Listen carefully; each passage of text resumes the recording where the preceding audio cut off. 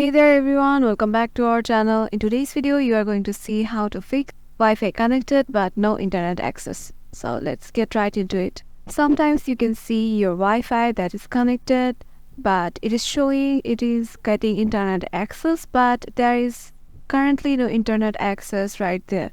So for that issue, all you have to do is right click on your Wi-Fi icon and go to troubleshoot problems.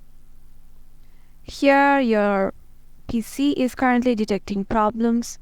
Here, if it is currently in Ethernet or Wi-Fi 3, change it to all network adapters, then click on next.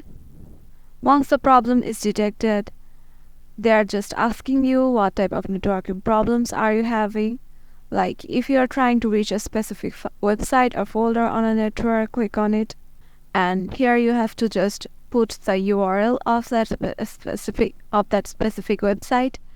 And if you are just getting some other problem, click on the getting some other problem option. And yeah, that's it. And the PC will solve the problem by itself. And that's it.